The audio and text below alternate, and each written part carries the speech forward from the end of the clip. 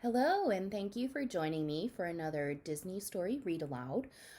Today's story is going to come from the movie COCO, and we're going to learn a little more about Dante. So let me get ready, and we will begin.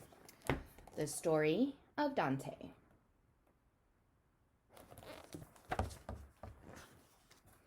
Miles away from the nearest town sat an abandoned farm. Living there was hard, but one scrappy puppy made the best of it.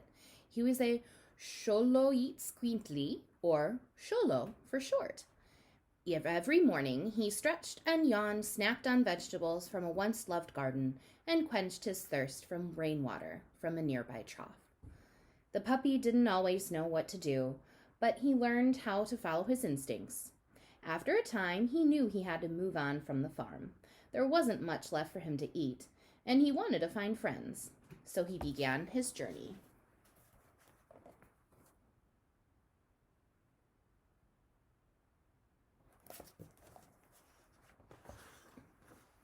He walked for a while and arrived in the cemetery of a town called Santa Cecilia.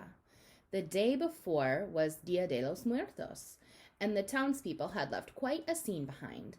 The Xolo's nose led him to hidden treats and treasures.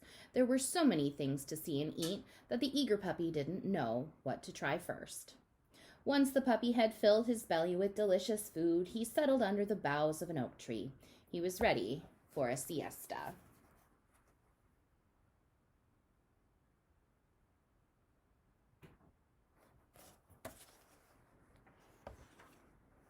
After his nap, he saw that many other stray animals had arrived in the cemetery. Dogs, cats, and birds romped, played, and flitted around the tombstones. Then the Xolo joined the fun. He realized he had found amigos. Just then, the puppy's nose caught a whiff of something amazing. He loved playtime, but his curiosity has been piqued. He followed the delicious aroma to see where it might lead.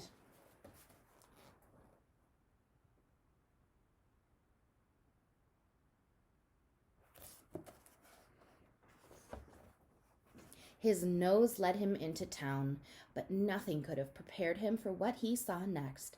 Santa Cecilia's main street was filled with exquisite food and delicacies. It was glorious. The Xolo spotted a little boy who seemed to know everyone, so the pup followed him in search of a decent meal. It wasn't long before the boy, his name was Miguel, noticed the puppy and started introducing him to the nice people of town. Don Pancho, the baker, Lucita, the street taco vendor, Senor Gonzalez, the butcher, and Senor Sina, the teacher. Thanks to them, the puppy tried all sorts of delicious treats. Fortunately, they always enjoyed the puppy's visits too, and would make sure he never went hungry again.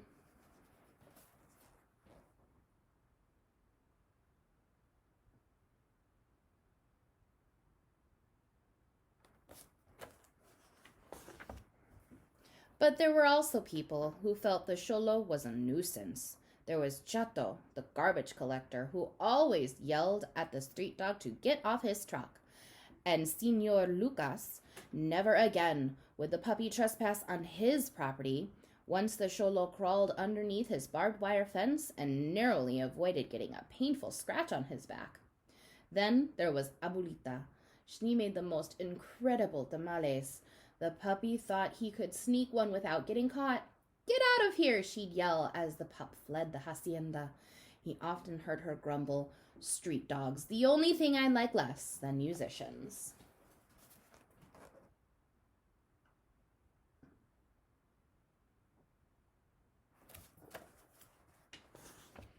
After months of learning how to survive in Santa Cecilia, the puppy got bigger and stronger, and so did his friendship with Miguel. The two would spend their days having fun and being goofy. The dog often joined Miguel as he shined shoes in the plaza. They would always listen to the mariachis. This became one of the dog's favorite routines. The weather, music, and company made for a perfect afternoon.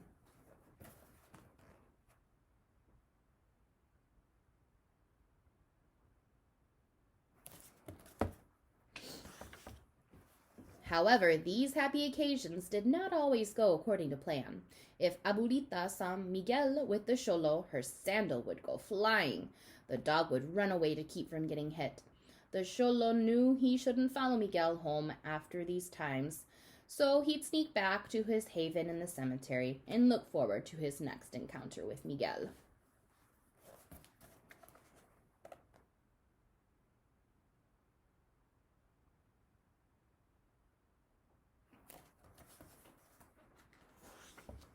One morning the Xolo awoke to beautiful sounds of a guitar.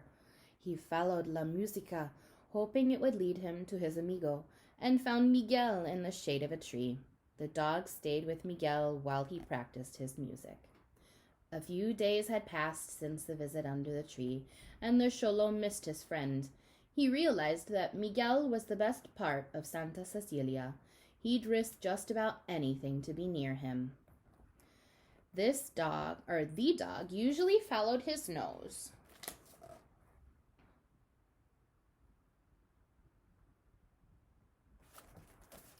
But this time, he followed his heart. And what he found was a warm embrace. "What are you doing here?" Miguel laughed as the Xolo licked his face. "I know you're not my dog. You belong to all of Santa Cecilia. But everyone needs a name. I'm going to call you Dante, okay?" Dante thought his new name was perfect.